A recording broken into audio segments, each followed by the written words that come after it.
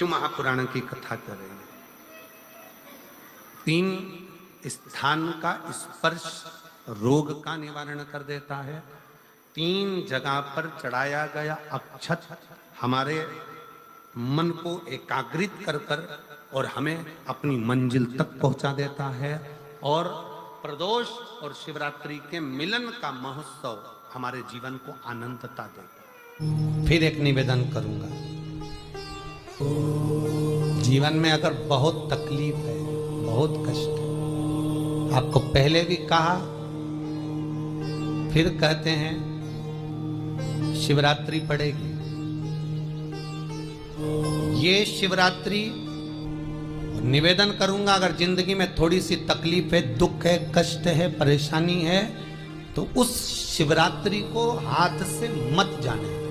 आपको पहले भी कहा कि क्या क्या वस्तु भगवान शंकर को हम रात्रि के समय पर चढ़ा दें जिससे हमारा रोग समाप्त हो जाए, हमारी बीमारी समाप्त हो जाए, हमारे जीवन में सुख समृद्धि लक्ष्मी आ जाए। वो समर्पण का भाव और शिवरात्रि आने में देरी है। आपके जीवन में बहुत कष्ट है, बहुत कष्ट। महाराज 5 कमलगट्टे, 5 बेलपत्र तांबे के लोटे में जल भरकर रख लीजिए। सीधे हाथ पर उस कलश को रखो जिसमें 5 कमलगट्टे और 5 बेलपत्र रखिए। श्री शिवाय नमस्तुभ्यम शिव महापुराण का मूल मंत्र है, जैसे भागवत का मूल मंत्र है ओम नमो भगवते वासुदेवाय। शिव महापुराण का मूल मंत्र है श्री शिवाय नमस्तुभ्यम।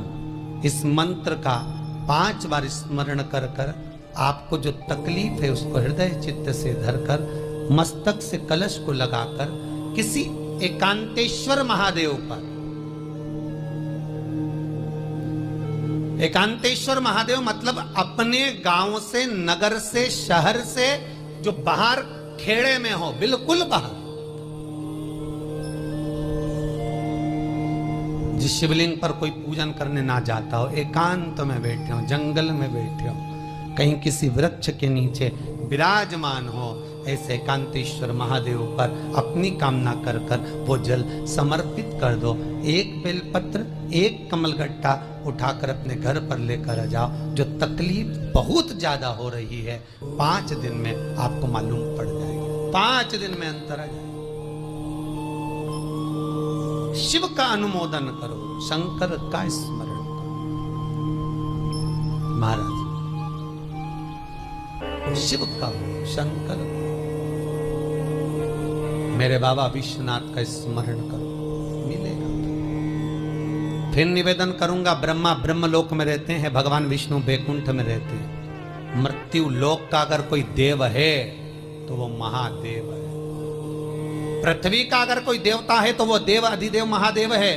पर हमारी आदत है, हम पड़ोस की काकी आती है तो उसको प्रणाम करते हैं, मासी सास आती है तो उसको नमन करते हैं, चाची सास आती है तो उसको नमन करते हैं, और घर में सास बैठी रहती है उसको कभी नमन नहीं करते। आदत है ना हमारी। दूसरों को तो हम प्रणाम कर लेंगे पर घर की सास को नमन नहीं कर पाते। उसी तरह हम भगवान विष्णु का स्मरण कर रहे हैं, ब्रह्मा का स्मरण कर रहे हैं, सारे 33 कोटि देवताओं का स्मरण कर रहे हैं, पर भूलोक का इस देव अधिदेव महादेव का हम कितना स्मरण कर रहे हैं। हम तो भगवान शंकर के मंदिर में भी जाते हैं तो छल करते हैं। गए मंदिर में, वहां का लोटा उठा लिया, पानी भर लिया, शंकर जी को चढ़ा दिया। लोटा दूसरे का, पानी दूसरे का, मंदिर भी दूसरे, पानी दूसरे का, लोटा दूसरे का, शंकर जी पे चढ़ा रही। अगर शंकर को जल चढ़ाना है तो घर से लेकर जा, लोटा भी घर से लेकर जा। और अगर मंदिर का पानी लिया है, मंदिर का लोटा लिया है तो 1 रुपए लोटे का किराया, और 1 रुपए जो लाइट जली, पानी भरा जिस पुजारी ने, उसका 2 रुपया दान पेटी में डाल, तब जाकर तू शंकर को पानी चढ़ाएगी, तब शंकर उस जल को स्वीकार करता है। किसी की लगी लगाई थाली मिल जाए पूजन की और तुम सिर पे पल्लू लेके कुंकू चावल रोली बोली सब चढ़ा दो, और बेचारी वो बाद में आए तो देखे तो यहाँ सब साफ, तो क्या भगवान स्वीकार करेगा? भगवान ऐसा स्वीकार नहीं करे। फिर निवेदन है, बरसाती मेंढक मत बनो रे, अच्छे से सेवा करो। थोड़ी करो पर अच्छी करो, घर से पानी लेकर जाओ। किसी की लगी लगाई थाली में से कुंकू चावल चढ़ा दोगे तो कुछ मिलना है क्या? अरे बोलो तो। विष्णु पुराण में तो यहां तक लिखा है कि किसी का लगा हुआ दिया, किसी का दिया मंदिर के अंदर रखा था, तुमने अपना डब्बा खोलकर बत्ती निकाल कर उसके दिए में रखकर जला दी और सोच रही है कि मैंने खूब बड़ा काम कर दिया, तो उसका तो फल ही नहीं मिला। विष्णु पुराण कह रही है, खुद का दिया, खुद की बाती, खुद का दीप अगर जलाती तो फल मिलता। किसी मंदिर में तुम रोज डब्बी लेकर जाओ, बत्ती लेकर जाओ, मना नहीं है, पर उस मंदिर में पहले से 5 दिए, 7 दिए, 11 दिए तुम रखता रहो तो जलाओ। दूसरे के रखे हुए दिए में 50 बार बाती जला कराना, उसका कोई फल नहीं मिलने वाला, उसका कोई फल नहीं है हमारा।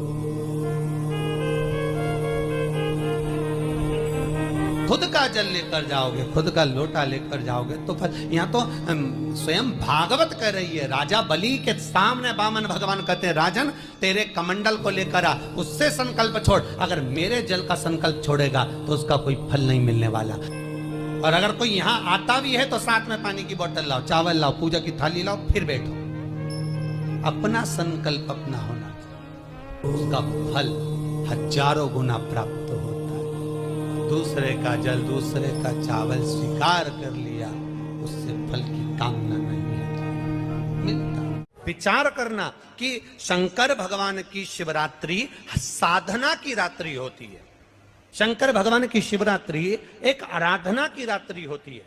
हमने पहले भी कथाओं में कहा, हर महीने शिवरात्रि आती है, प्रत्येक महीने शिवरात्रि पड़ती है, और प्रत्येक महीने की शिवरात्रि पर अगर आपसे बन सके, आप दुनिया में अगर आपके पास में लोग कहें कि ये बहुत गरीब व्यक्ति है, बहुत साधारण व्यक्ति है, इसके पास धन नहीं है, वैभव नहीं है, सत्ता नहीं है, इसके पास खुद का मकान नहीं है, इसके पास खुद की प्रॉपर्टी नहीं है, इसके पास खुद की दुकान नहीं है, दूसरे के यहाँ काम करता है, इसके पास कुछ भी नहीं है, हम उनसे कहेंगे 12 महीने शिवरात्रि आती है, 5 जगह पर चढ़ाई हुई बेलपत्र, आप 1 वर्ष 12 शिवरात्रि का एक नियम ले लो, 5 जगह पर बेलपत्र समर्पित करना सीख जाओ। 1 बेलपत्र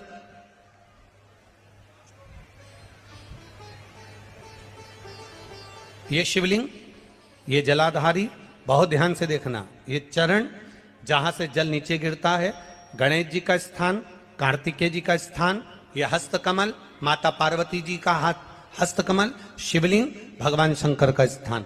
ऊपर से जो एक एक बूंद जल शिवलिंग के ऊपर गिर रहा है, शंकर भगवान की 5 जया, जहरा, शामरी, देव, बीच में जो एक मोटी सी लाइन है वो शंकर भगवान की छोटी लड़की, क्या नाम है? अशोक सुंदरी। ये पूरे शिवलिंग का वर्णन।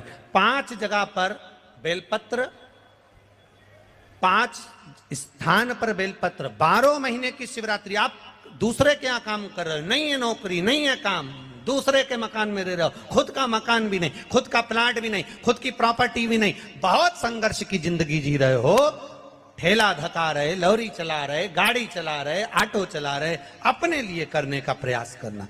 घर में जितने सदस्य हैं, 12 महीने शिवरात्रि आती है, 1 बेलपत्र अशोक सुंदरी वाली जगह पर, डंडी का मुंह नीचे की ओर, दूसरी बेलपत्र माता पार्वती जी के हस्त कमल पर। ये 2 पत्ती जो होती है, इस पत्ती के 2 भाग शिवलिंग के बीच में हो। तीसरी बेलपत्र भगवान शंकर के शिवलिंग पर, डंडी का भाग आपके विपरीत दिशा में हो, विपरीत दिशा।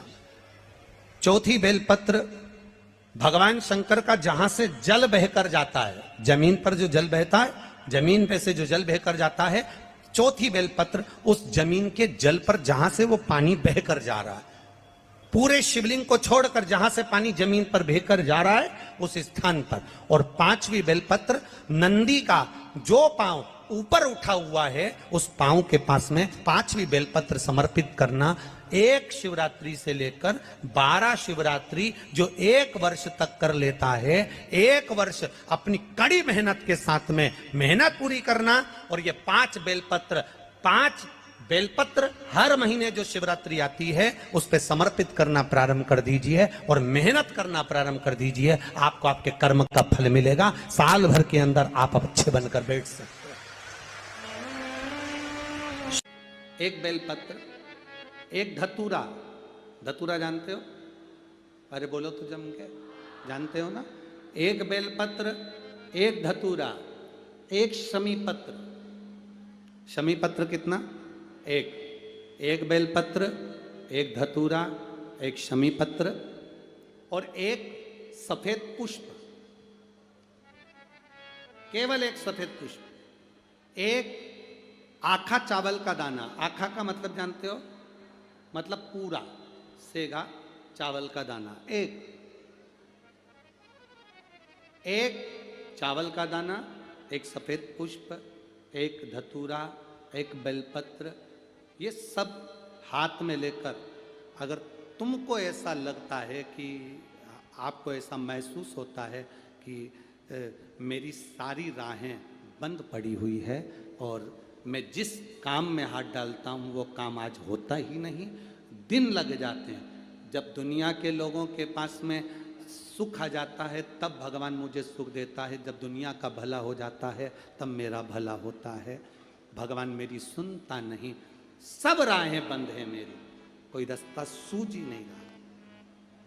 अगर मैं फसल लेने की सोचता हूं तो फसल नहीं आती, काम करने की सोचता हूं तो काम नहीं होता, कुछ ना कुछ टेंशन मेरी जिंदगी में है। तो कभी मौका मिल जाए जिस दिन तुम्हारे हाथ में ये सभी चीजें हों, बेलपत्र, धतूरा, पुष्प, शमी पत्र, चावल का एक दाना, ये सब तुम्हारे हाथ में हो और शिवरात्रि का दिन हो, 12 महीने कोई सी भी शिवरात्रि का दिन हो, उसी शिवरात्रि के दिन जिस दिन आप दोपहर में मंदिर चले जाएं या शाम को जाएं या सुबह जाएं, कभी भी, पर शिवरात्रि के दिन अपने हृदय में ध्यान कर कर और त्रिपुरारी नाम का स्मरण कर कर, कौन सा नाम?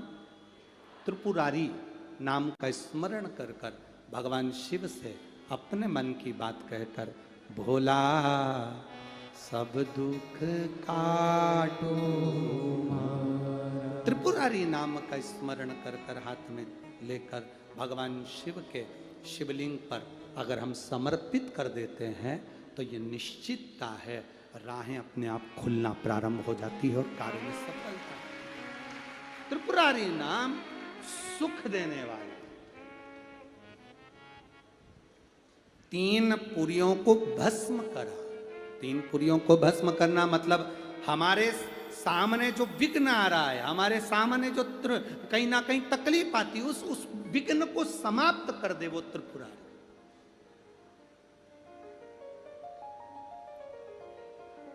हमारे विघ्न को जो समाप्त कर दे वो त्रिपुरारी।